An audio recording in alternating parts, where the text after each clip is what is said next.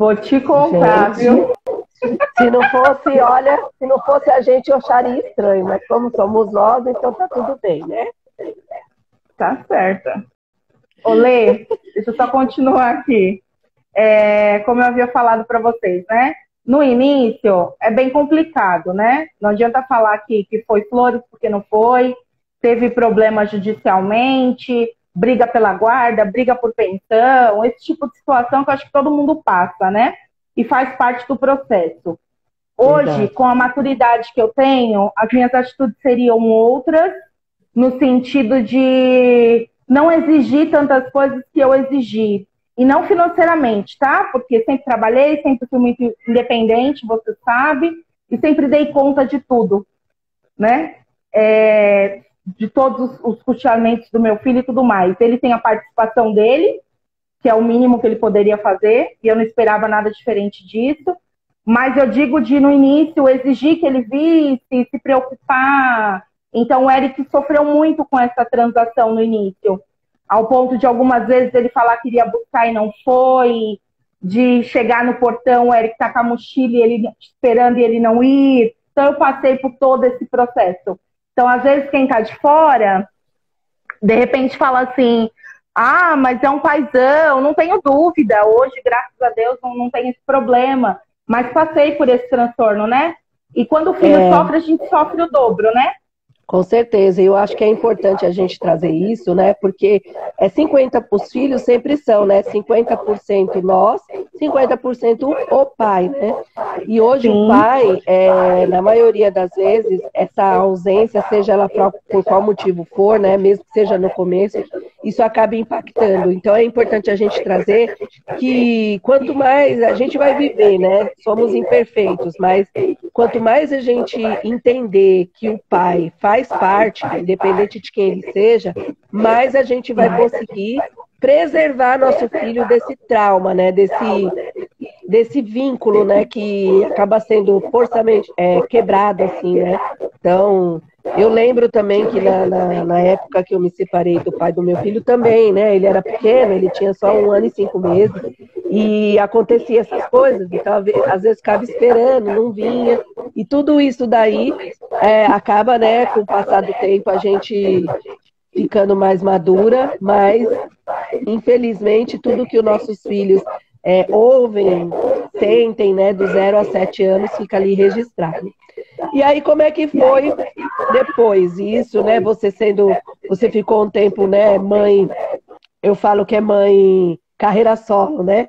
Então a gente ficou ali como mãe carreira solo. Como é que foi isso para você? Na verdade, eu sou uma mulher de muita fé, e todo mundo sabe. Eu acho que sou um bandista, graças a Deus. Independente da religião, Deus é um só. E o que me fortaleceu demais foi a minha fé, a minha religião, o meu amor, né? Incondicionalmente como mãe. A minha mãe é uma rainha, né? Então, meus pais me deram muito alicerce, né, sobre isso.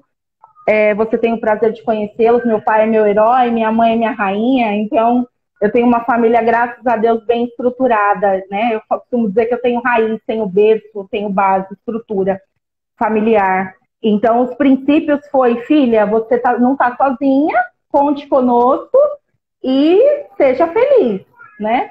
Esse processo de transação, que nem eu te expliquei, foi dolorido, mas passa. O que eu trago para vocês é que tudo passa. A hora que eu me permiti a entender que o meu ciclo com ele encerrou, eu me permitia ser feliz e me envolver num novo relacionamento. Que hoje eu digo que eu acho que eu encontrei o homem da minha vida, né? Ai, Ai, acordou romântica! É nada, ele é bonzinho. Olha então, só! Ele é muito bonzinho, né? Graças a Deus, hoje o Silvio é um companheiro mesmo de estar ao meu lado, de me apoiar em toda a minha trajetória, em cuidar dos meus filhos, em se preocupar comigo. E um dia que eu não estou bem, é crucial todos os dias, pela nossa correria do dia a dia do trabalho, que é bem, bem desafiadora. E ele simplesmente fala, toma um banho e deita que eu vou fazer uma massagem no seu pé. Então isso, acho que a gente acaba, não é todo mundo que tem esse companheirismo. Então eu percebi que foi um ciclo que encerrou com o Tiago, que foi o meu primeiro marido. Hoje o respeito como homem, como pai, ele tem a vida dele, desejo toda a felicidade do mundo, porque gente feliz não incomoda a vida do outro. Eu acho que cada um tem o seu processo, né?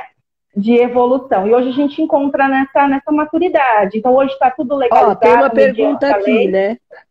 Tem uma pergunta aqui. Quanto tempo você levou para digerir tudo o que aconteceu? Olha, eu vou dizer uma coisa para você. Acho que uns 3 anos, mais ou menos. O processo não é tão simples. Não é tão simples. Entre transação de separação, daí entra com ação de divórcio, daí entra com ação... No entanto que a gente conquistou, obviamente, algumas coisas juntos, mas foi tão desgastante ao ponto de quando a gente foi assinar o nosso divórcio, foi, o que vai dividir? Não, nós vamos dividir nada, o que é seu, o que é meu, e vida que segue. Eu queria sair dali o mais rápido possível, sem, sabe, se preocupar em dividir, em brigar por mais nada, judicialmente. Então, assim, Deus te abençoe, vive sua vida, e eu vou seguir. Eu quero ser feliz. Então, assim, demorou uns 3 anos para mim, porque por mais que a gente tenha se separado e tenha ficado certinho judicialmente o processo do Eric, existe o conflito emocional, né? É uma vida, né, que você planeja, são 15 anos, é uma história que você tem com alguém. E eu não me arrependo, foi meu parceiro, foi meu amigo, foi o pai do meu filho, é uma pessoa do bem, né? Graças a Deus tem os valores, os princípios dele, e que eu não tiro esse mérito. Hoje ele é um paizão, né? Ou talvez ele sempre foi, mas ele deixou a desejar em alguns momentos que eu estava ferida, né? E eu acabei criando alguns atritos. Eu acho que é bom você falar isso, porque, assim, na verdade, pode ser sim que a pessoa sempre tenha sido o que ela é, né? Mas nós criamos expectativas que o outro, às vezes, não dá conta, né? E aí, como mãe, a gente cria expectativas que para o nosso filho, que na verdade não está dentro do que ele pode entregar, né? E aí, vamos lá, né? E aí, esse foi seu primeiro filhote, até por ser o primeiro também, né? É mais desafiador, é tudo primeiro. Então, assim, é verdade. Pô, eu nunca me separei, eu nunca fui mãe, né?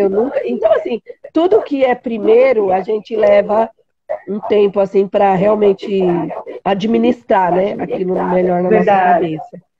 E aí foi passando o tempo, e quando que veio o meu par de aniversário? Verdade. Então, depois de uns 3 anos, quase 4 anos que eu havia me separado, e demorei esses 3 anos para digerir todo esse conflito, eu me permiti a ser feliz novamente. Então, o Silvio é uma trajetória, uma história super bacana. Se você quiser, num outro momento, a gente fala também. Mas que ele apareceu na minha casa, a gente havia se conhecido num passado, e há uns 10 anos atrás, já 10 agora vai fazer 5 anos que nós estamos juntos, voltamos, e ele retornou, apareceu lá em casa com um buquê de flores e falou, quer casar comigo. Foi simples assim. E eu falei pra ele, você tá louco? Tanto tempo sem me ver e retorna e fica assim. E eu nunca te esqueci nesse período que nós estivemos juntos, ficamos separados, e cada vez que eu te vejo pelas redes sociais, ou te vejo sua foto no WhatsApp, é algo que eu não sei te explicar. E hoje em dia, para um homem ter umas atitudes assim, de se declarar ao ponto de que você é a mulher da minha vida, você é meu presente de Deus, é meio difícil da gente encontrar. E você, inclusive, tá bom. tem a oportunidade. Já entendi que você está completamente apaixonada. Que bom. Eu estou completamente apaixonada, mas eu me amo em primeiro lugar, sempre. Eu gosto de mim. Eu gosto de mim. Depois, obviamente, meus filhos, minha mãe, e o relacionamento é consequência. Lê, eu costumo dizer para ele que é uma troca, é 50% de cada. O dia que romper um desses elos, é cada um do seu lado também. Verdade. É uma parceria. Com certeza. até aproveitando aqui para dizer o quanto a gente cresce emocionalmente com algumas quedas da vida, né? Eu sempre fui uma pessoa muito ansiosa, muito autoritária, muito mandona, de ir lá fazer, acontecer, sabe? E a Mulher Maravilha, né? De pôr à frente a tudo. E eu confesso que depois que eu fiz a minha constelação familiar, fica a dica, gente, procura essa terapeuta sensacional, indico para todo mundo. Depois que eu fiz a minha constelação, os meus amigos próximos mesmo dizem para mim, a Ana fala constantemente, Flá, você mudou demais, né? Eu acho que eu acabei colocando a essência de fato da constelação, me tornando uma pessoa mais serena, mais cautelosa, pensando um pouco mais para falar, revendo alguns conceitos, colocando cada um no seu devido lugar na minha trajetória de vida, né? Então, hoje eu aceito as coisas como elas devem ser. Não que eu não aceitava, né? É o que eu falo para todo mundo, né? Eu acho que a constelação, ela não é, né? As pessoas às vezes acham assim, ai, que legal, que não sei o quê. Ela dói um pouco, né? Porque às vezes ela traz coisas que a gente não quer, que a gente não quer saber, né? Mas eu acho que, por outro lado, ela abre compreensão pelo que a gente já sabe. Só que está tão escondido no nosso subconsciente que a gente não enxerga. Então, eu acho que eu também sou suspeita para falar. A constelação realmente também mudou muito a minha vida, fez muito sentido depois que eu fiz, né? E aí, você acha que como que foi isso para você depois, né? Depois dessa história aí de amor, como é que foi aí para acontecer? Então, na verdade, eu falei para ele, não joga essa responsabilidade para cima de mim, não, né? Você tem que... Eu não estava, para ser bem sincera, disposta a encarar um novo relacionamento. Eu queria viver. Estava vivendo, passeando, sabe? Viajando, namorando. Então, eu não queria compromisso com ninguém. Mas eu nunca fui de sair muito mesmo, quem me conhece sabe, meus pais, sempre fui muito família, né? Muito recatada, eu gosto de cuidar das pessoas. Eu acho que cuidar das pessoas é um dos dons que Deus me deu. Eu amo o ser humano, né? Eu amo o ser humano. Eu cuido de pessoas, eu cuido dos meus filhos. E eu cobro muito, assim, se eu sou a filha, eu tenho que ser a melhor filha. Se eu sou a irmã, eu tenho que ser a melhor irmã. Se eu sou a mãe, eu tenho que ser a melhor mãe. Se eu sou esposa, eu tenho que ser a melhor esposa. Se eu sou funcionária, eu sou a melhor funcionária. E eu procuro, sabe, fazer o meu melhor todos os dias. A minha religião me ensina, a Umbanda é amor, a Umbanda é caridade, né? Deus, ele é único. Então, a minha religião, com muito orgulho, me ensinou. Eu tenho a obrigação de fazer desse mundo um lugar melhor de se viver. Então, essa essência, ninguém tira da gente. E tive o Heitor, né? Nessa transação tive o Heitor. O Heitor foi literalmente, assim, ao contrário do Eric, planejado.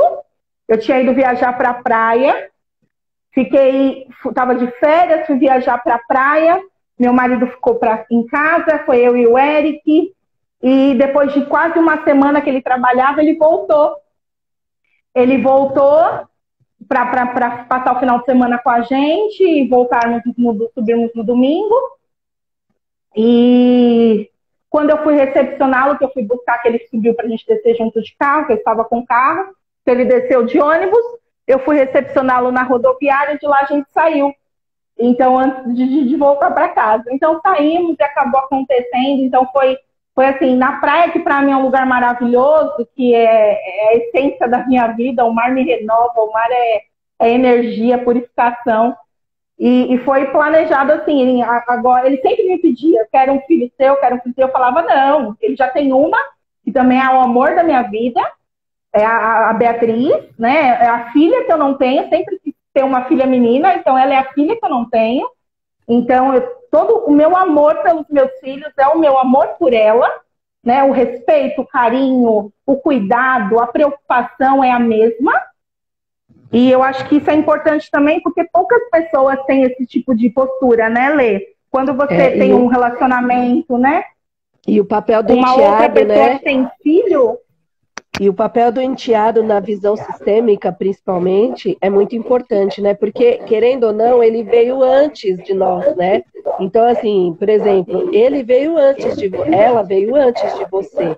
Então, pensando na visão sistêmica, ela e na lei da ordem também, né, ela veio primeiro. Então, tem que ter muito respeito mesmo pela história, né? Pela história, gratidão também pelos pais dela, porque independente de qualquer coisa, né? É uma criança e é uma pessoa que veio antes, né? Da atual mulher, né? Neste e caso. Eu respeito muito isso. Eu acho que eu sou mais apegada. Saudades, Tatá. Tatá. Ai, gente, que saudade de todo mundo. Douglas tá aí, a Cris tá. Gente, que delícia falar com vocês. Então, Lê, daí nós decidimos ter o Heitor, né? Saímos, Kaique, sobrinho da minha vida, a tia te ama. E acabou acontecendo, e eu já sabia, né, aquele dia, com certeza, que eu iria engravidar. E quando a gente voltou, no entanto que a gente voltou, eu descobri que eu estava grávida do Heitor de, acho que 2 semanas. A gente voltou, não passou nem 15 dias, eu falei pro Eric, começou a me dar... Sabe o que aconteceu? Eu fui escovar os dentes e me deu ânsia. Eu falei, meu Deus do céu, não acredito. Daí falei, filho, vamos com a mamãe ali comprar um negócio. Fui na farmácia, comprei o exame e deu positivo. Falei, não, é mentira. Fui lá, comprei outro, deu positivo. Daí eu não sei por que a gente fica assim, né? Mesmo a gente sabendo, a gente fica, não, mentira, ai, não é possível. Ai, meu Deus. E daí peguei e fiz o de sangue, deu positivo. Daí o Eric também me cobrava, um irmão, porque era sozinho, né? Filho único e queria brincar. Hoje acho que ele já desistiu, porque o Heitor taca fogo em tudo. Mas antes ele queria. Então, acabei descobrindo que estava grávida. No entanto, que eu já fiz o ultrassom no mesmo dia. E o médico falou para mim, mas não dá para ver, tá? É um carocinho de feijão. Só dá praticamente nem os batimentos você vai conseguir ouvir 100%. Mas você vem daqui uns 15 dias, uns 20 dias, e a gente faz novamente. Mas daí eu, né, quem me conhece, comprei um macacão, comprei chupeta, pus uma caixa linda. E a hora que o Silvio chegou do serviço, eu falei para ele, amor, comprei um presente para você, tá ali na cama. Quando ele abriu, ele começou a chorar. Começou a chorar. Ele, eu não acredito. Eu falei, sério. Ele, você sabia? Eu falei, eu fiquei sabendo hoje. E foi aquela alegria, né? E a gravidez do Heitor foi bem tumultuada. Foi uma gravidez de alto risco, onde com 2 meses eu tive que entrar na caixa como auxílio doença, por problema gestacional mesmo. Então, quem acompanhou sabe, sofri bastante. Os médicos, o Heitor é prematuro, nasceu de 6 meses, e os médicos desenganavam o meu filho, né? É a parte triste da história. Então, eles falavam que por eu ter a pressão muito alta, minha pressão chegava a 23, e o medo de dar eclâmpsia era muito grande. Eu passava muito mal, eu vomitava demais, eu não conseguia pôr os pés no chão, eu enchei o dobro, eu fiquei bem ruim mesmo, tive diabetes gestacional, então eu não podia nem comer o salgado e nem o doce, e eu adoro comer, e não podia comer nada, e era extremamente uma dieta restrita, e passando muito mal, e colocava as pernas para cima e inchava, colocava para baixo e inchava. Estava numa retenção de líquido gigantesca e passava mal mesmo. Qualquer cheiro me enjoava e eu passava muito mal. E você chegou a pensar que de repente ele não iria vir? Você sentia medo de que ele não chegasse? E como que foi esse sentimento para você, assim, esse sentimento de que, puxa, talvez não venha, né? Na verdade, assim, é bem dolorido, né? Você ouvir do médico, assim, eu nunca perdi a fé, sou uma mulher de muita fé, mas o médico, o meu obstetra falava assim, olha, ele pode nascer com uma má formação, ele pode nascer sem algum membro do corpo, então, para ser bem transparente, infelizmente, olha, eu ia fazer ultrassom, olha, o bebê está com 4 quilos, um bebê de 3 meses, né? Então, assim, vai nascer, você pensar, vai nascer um bebê reborn, né? Uma coisa sobrenatural. Então, os médicos falavam, pode nascer com algum problema, sem algum membro, enfim, porque foi uma gravidez muito tumultuada. E eu falei, nossa senhora, eu passava tão mal que o médico dizia que principalmente assim, de madrugada, eu montei uma piscina em casa e eu ficava banhando minha barriga na água, porque eu sentia minha barriga pegar fogo, parecia que ele estava fermentando lá dentro. E quando eu olhava, minha pressão estava 23 e eu não sentia nada da pressão subir. Eu só percebia quando doía a nuca. Então, eu ficava muito preocupada. E daí eu tomava banho, tomava remédio, fazia de tudo para poder baixar. Eu cheguei no limite do metiodopa, que eu lembro que eu tomava. Então, eu tomei 3 remédios para pressão na gravidez. O metiodopa, o anotipino e mais um que eu não lembro o nome. Mas, assim, tomava de 8 em 8 horas uns remédios, pareciam umas rações de cachorro enormes, para poder controlar a pressão não controlava. Então, em alguns momentos, eu pensei, meu Deus, você sabe de todas as coisas. Então, eu ficava muito preocupado, né? Então, será que não vai? Então, eu falei, se não tiver que acontecer, tá nas suas mãos, eu entrego nas suas mãos, sabe? Mas eu, sabe, falava, minha mãe é manjar, cuida de mim, cuida dos meus filhos, me fortalece e me dê sabedoria, né? Porque se não tiver que me dê a sabedoria de entender essa perda, até por conta das situações anteriores, você sabe. Então, assim, é bem complicado. E quando eu lembro que eu fui correndo, né, para fazer, tanto que assim, compra berço, eu não queria comprar. Compra isso, eu não queria comprar. Vamos fazer chá de bebê. Com muita luta, eu deixei fazer, porque eu morria de medo de a qualquer momento eu não ter meu filho. Então é emocionante, mas é bem dolorido, né? Mas e graças você chegou... a Deus. E você chegou medo de morrer assim? Sim, o médico falava, né? Eu pedi para fazer laqueadura, para operar, para não ter mais filhos. E o médico falou assim, infelizmente é muito arriscado. Como fica mais tempo na mesa de parto, se você corre o risco de você não sobreviver. Então, nós não vamos aprovar a laqueadura. Então, minha mãe entrou num desespero. Mãe Aí tem uma pergunta aqui, né? Você já tinha pressão alta antes da gravidez? Sim, né? Você já tinha, né? Já. Mas triplicou, né? Aumentou, chegou num nível assim que eu nem eu sabia que a pressão chegava tão alta desse jeito. Muito bem alta mesmo. E é o que eu falei para vocês, né? Graças a Deus, o que aconteceu foi que fizemos o chá de bebê, graças a Deus, com pessoas muito queridas, com pessoas que eu amo, que estavam aqui, me segurando para ficar em pé. Chegava alguns momentos que eu não aguentava mais, que sentava, depois levantava de novo, minha barriga ficou enorme, maior do que está agora. Ficou enorme, parecia que eu estava grávida de gêmeos, ficou enorme, um barrigão.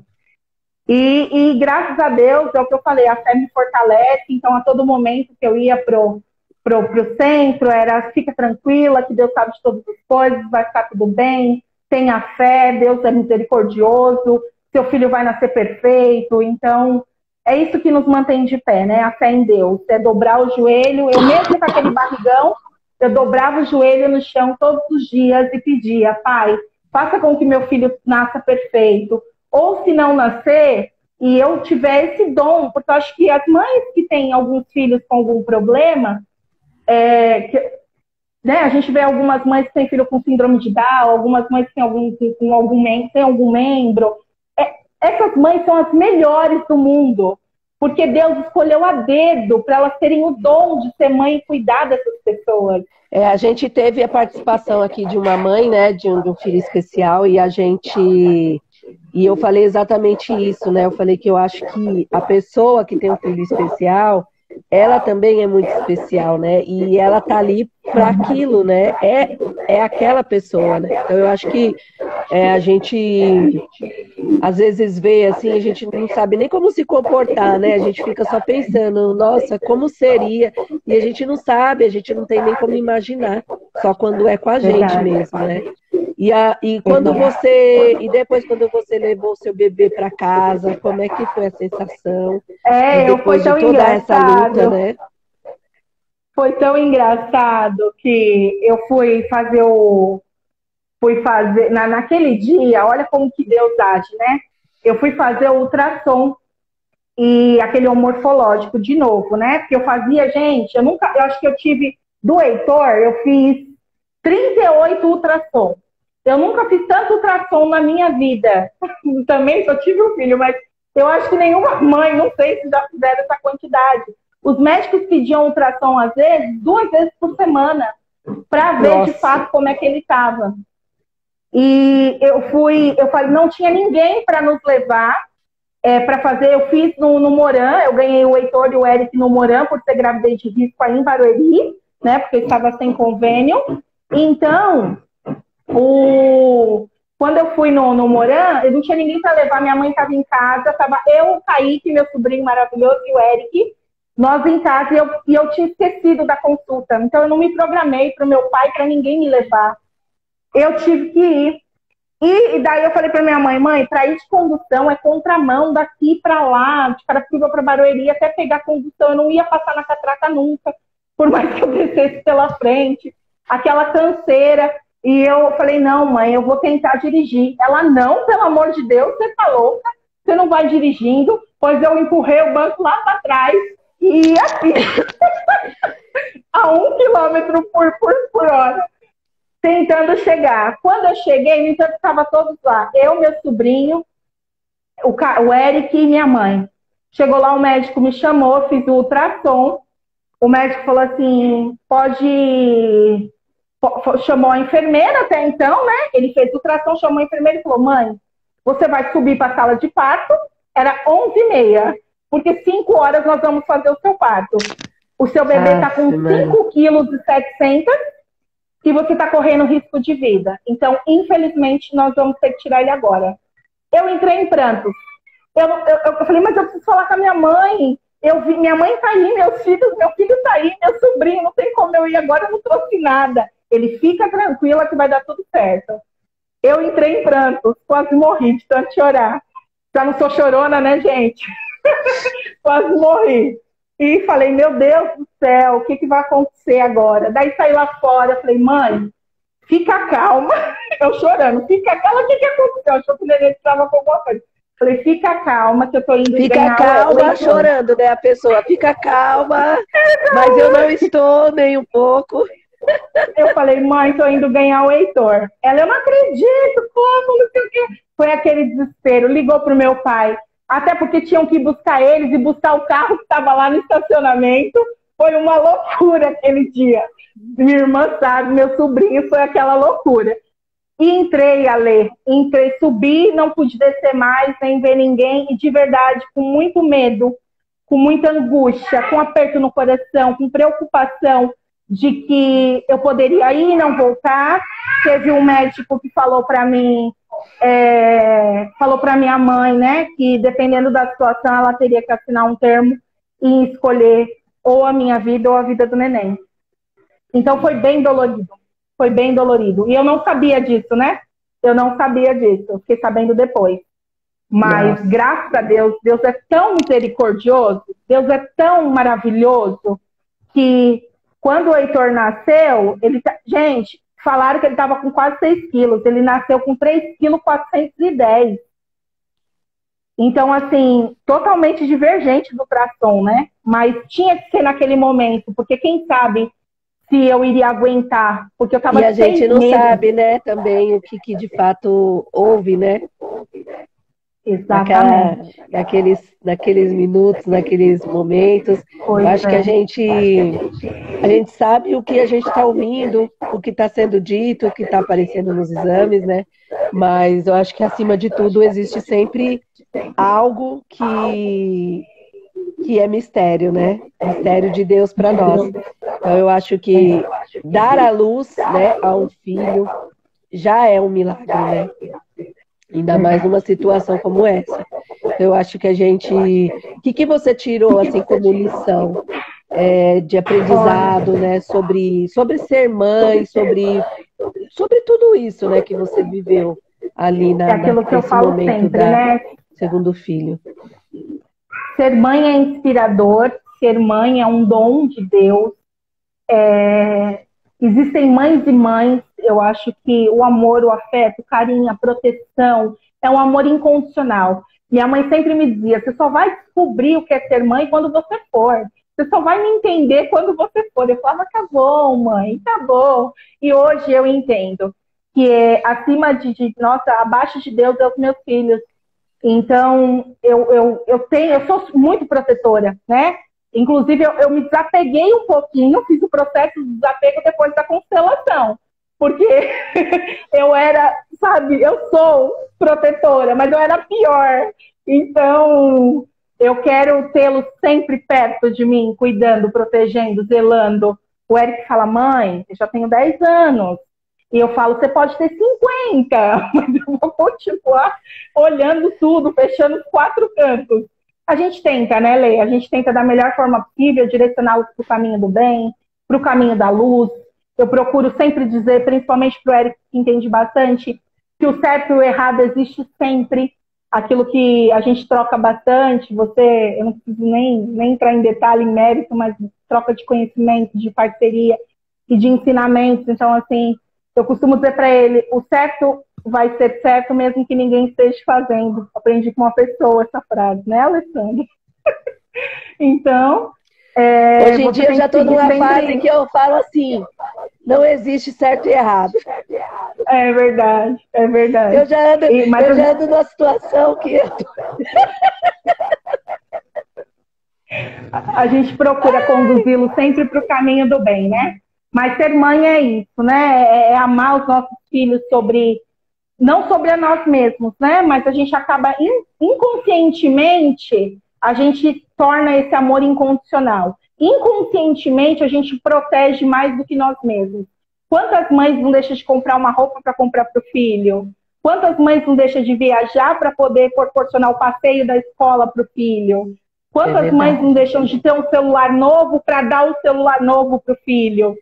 Eu acho que a maioria de nós, né, como eu digo, né, mãe é imperfeita, né? Não existe um jeito certo de ser mãe, né? Mas acho que a maioria faz isso sim. Eu acho que é a hora que a gente realmente se desprende do egoísmo, né, com aquelas pessoinhas que nascem de dentro da gente. E eu acho que é a hora que a gente a gente começa a se despir de alguns sentimentos que para nós às vezes era importante, né? Então a gente não se importa se a gente tem que abrir mão de alguma coisa para nós, para a gente fazer pelos nossos filhos, né? E aí eu não me arrependo de nada. Às vezes isso atrapalha, às vezes isso ajuda.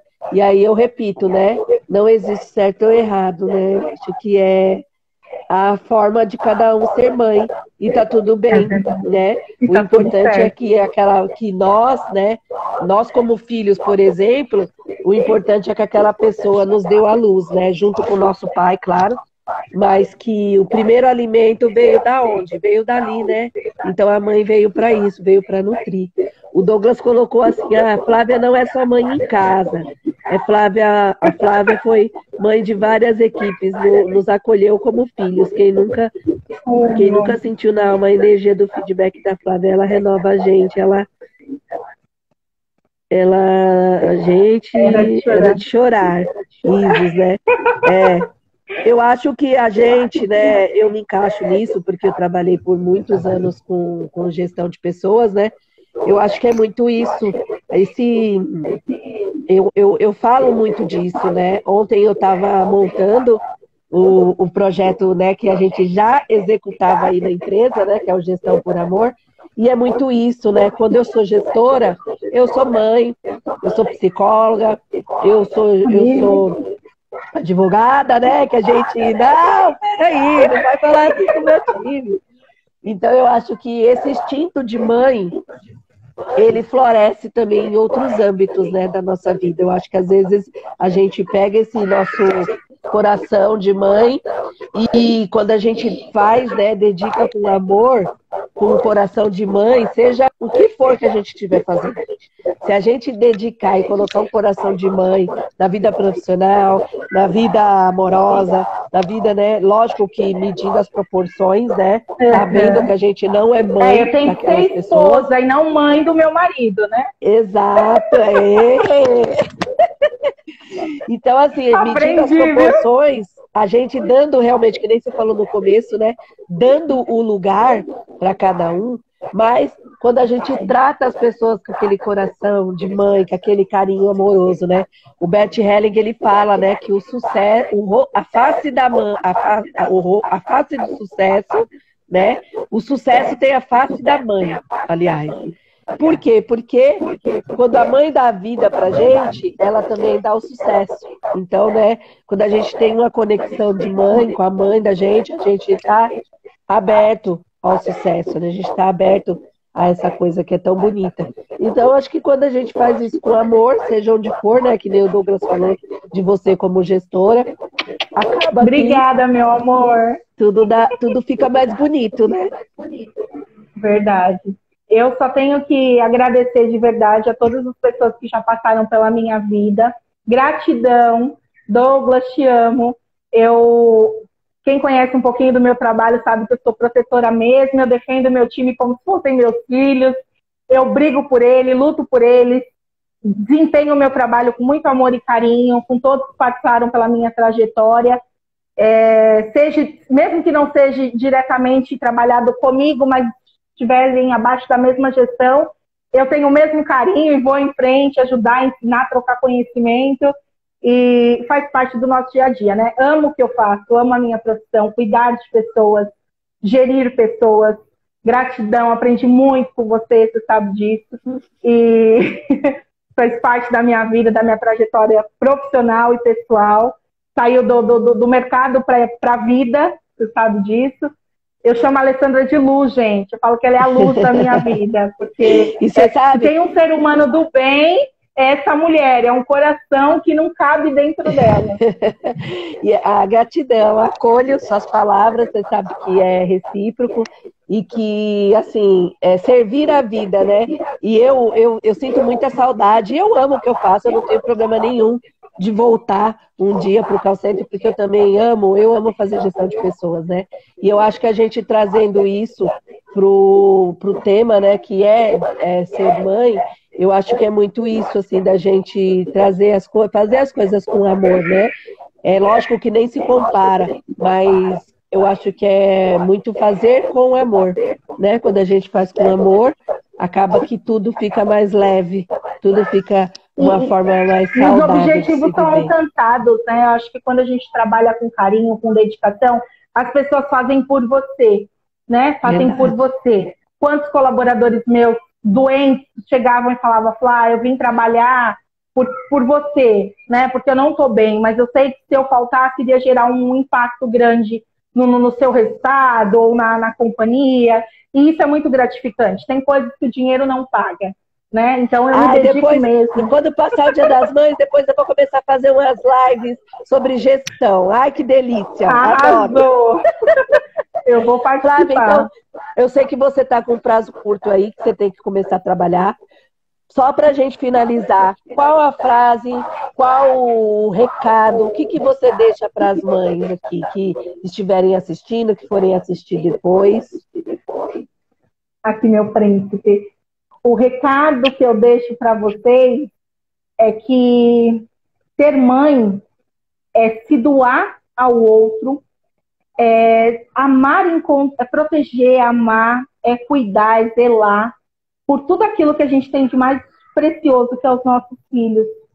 Eu agradeço a minha mãe pela minha vida, né?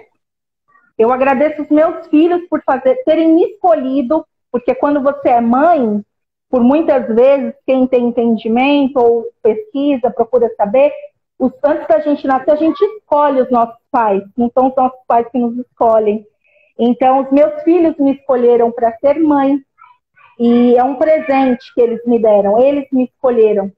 Então, ser mãe é uma dádiva de Deus. A gente somos anjos na terra, que nem eu coloquei na frase, que Deus nos emprestou para que a gente pudesse cuidá-los, amá-los, protegê-los, guiá-los para o caminho do bem. A humanidade está muito escassa do amor. Eu acho que o amor, com tudo isso que está acontecendo, essa pandemia toda, a empatia tem que prevalecer acima de tudo e de todos. Onde tem, eu costumo dizer sempre aqui em casa, que aonde existe o amor, a maldade não tem vazão, não tem espaço, né? Verdade. E eles, graças a Deus, seguem esse segmento aí. Acho então que essa gratidão, frase a gente... Perfeita, acho que a gente pode encerrar com essa frase, onde há amor, a maldade não tem vazão. É lindo. Gratidão. Deus abençoe você e sua família. Gente. Você sabe o quanto eu amo vocês. Se cuidem. Usem máscara. Beijo, gente. Obrigada a todo mundo. Fiquem com Obrigado, Deus. gente, por todos que participaram aí. Beijo grande. Fiquem com Deus. Lá pra mãe. Beijo. Tchau, tchau. Tchau. Bom dia, bom trabalho. Obrigada.